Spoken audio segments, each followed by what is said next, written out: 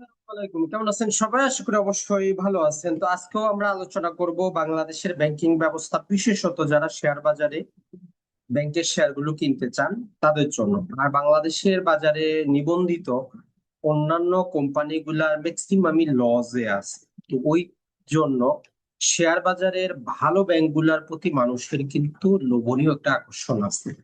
তো কালকে বাংলাদেশ ব্যাংক তার ডিভিডেন্ড ঘোষণা সংক্রান্ত ব্যাংকগুলো কত টাকা কিভাবে ডিভিডেন্ড দিতে পারবে একটা রেস্ট্রিকশন দিয়ে দিয়েছে, যে একটা ব্যাংকের যদি পরিশোধিত মূলধন 2,000 কোটি টাকার নিচে থাকে, তাহলে সে কোনো নগদ কি করতে পারবে না, কোনো ডিভিডেন্ড দিতে পারবে না।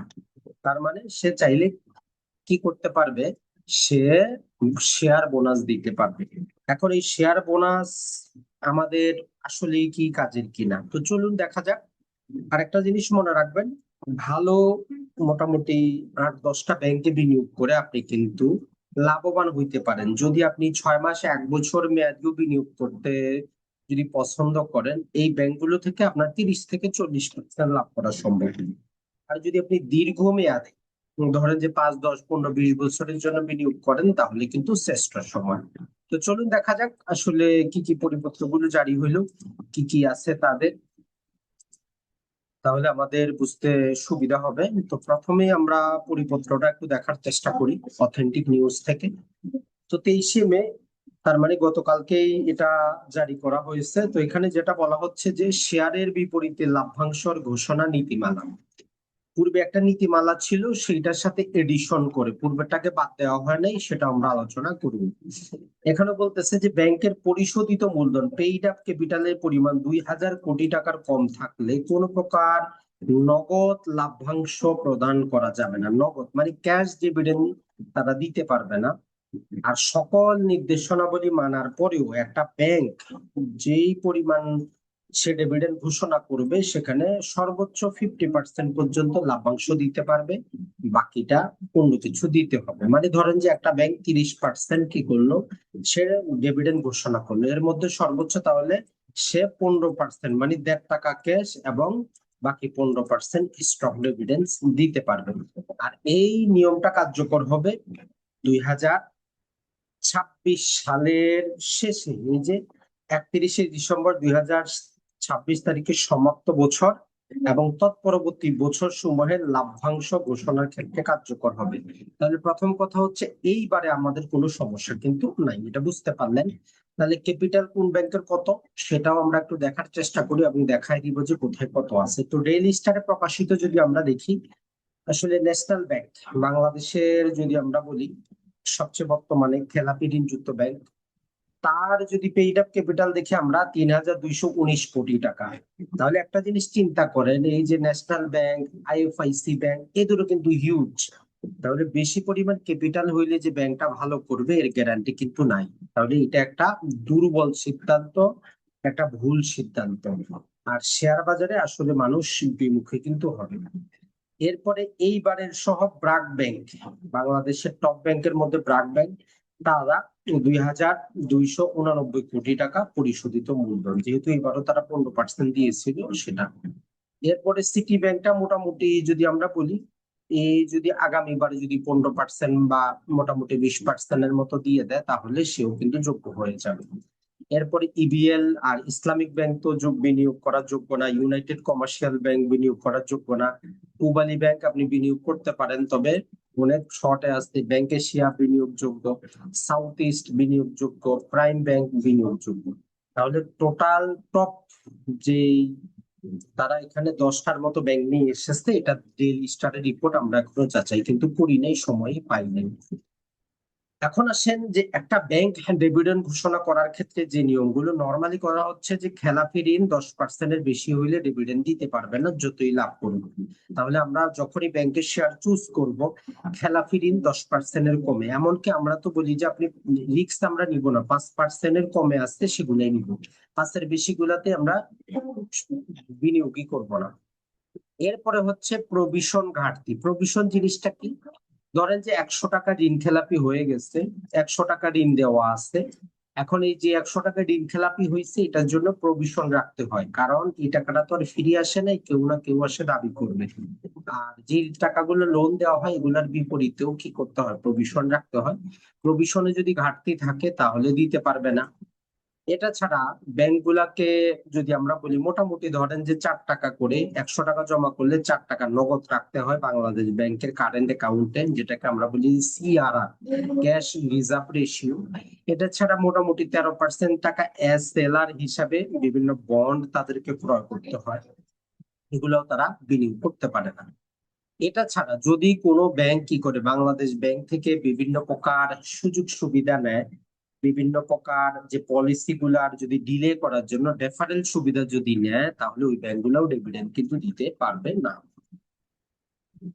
ক্যাশ ডিভিডেন্ড শুধুমাত্র চলতি বছরের লাভ থেকে দিতে হয়, এটাও নিয়ম ছিল। আর সর্বোচ্চ তারা সেখানে ব্যাংকের আসলে কত পরিমাণ মূলধন আছে তার উপর ভিত্তি করে মোটামুটি তারা করেছিল। তো এই জন্য দেখবেন যে এবারে যতগুলা ব্যাংকে ডিভিডেন্ড ঘোষণা করেছে 30% কমে, এবং সর্বোচ্চ সীমা 30% কিন্তু ছিল। এখন এই যে সিএআর বা সিআরএআর, এই একই শব্দ, ক্যাপিটাল অ্যাডিকুয়েসি রেশিও। এইখানে যেটা হয় সেটা হচ্ছে যে যে ব্যাংকটা সবচেয়ে ভালো, যদি 15%-এর বেশি থাকে তাহলে সে কি করতে পারে, 50% পর্যন্ত ডিভিডেন্ড দিতে পারে। তার যে ক্যাপিটাল আছে পরিশোধিত মূলধনের 50%, যদি তার থেকে কম 12.5 থেকে যদি 15% পর্যন্ত থাকে তাহলে 40% পর্যন্ত। 10% থেকে 12.5% থাকলে, যেমন এবার এমটিবি মিউচুয়াল ট্রাস্ট ব্যাংক, তারা শুধু স্টক ডিভিডেন্ড দিয়েছে, কারণ একটাই, লাভ করেছে কিন্তু দিতে পারেন। তাহলে এখন কি নিয়ম আসলো, পেইড আপ ক্যাপিটাল 2,000 কোটি টাকার কম হলে ক্যাশ ডিভিডেন্ড দেওয়া যাবে না। আর ক্যাশ ডিভিডেন্ড হবে ঘোষিত মূলধনে, যেটা তারা ডিভিডেন্ড ঘোষণা করবে তার ম্যাক্সিমাম 50%, এর বেশি কিন্তু না। এখন আমরা এখানে আরো কিছু ব্যাংকের যদি দেখার চেষ্টা করি, মোটামুটি ন্যাশনাল ব্যাংকের সবচেয়ে বেশি, এরপর ব্র্যাক ব্যাংক, এরপর আমাদের আইএফআইসি আছে। যদিও দেখেন যে আইএফআইসি ব্যাংকও বর্তমানে খারাপ অবস্থা, ন্যাশনাল ব্যাংকও খারাপ অবস্থা, তার মানে মূলধন বাড়িয়ে ব্যাংক আসলে ভালো করা যায় না।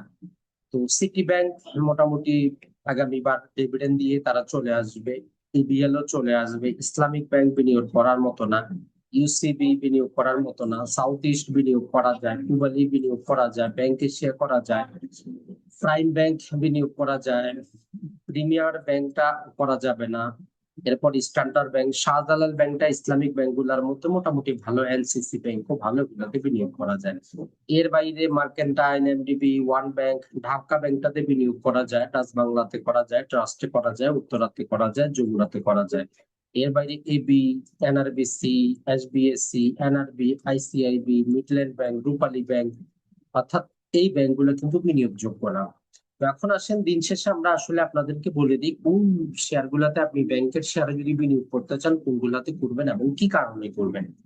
দেখেন, ব্যাংকের ক্ষেত্রে আমরা প্রথমেই বলেছি যে তাদের খেলাপি ঋণের পরিমাণ 5% যাতে কমে থাকে, আর তার রিটার্ন অন ইকুইটিটা যাতে 12%-এর বেশি থাকে, আর প্রতি বছর তার যে ইপিএসটা যাতে অ্যাটলিস্ট ডবল ডিজিটে বৃদ্ধি পায়।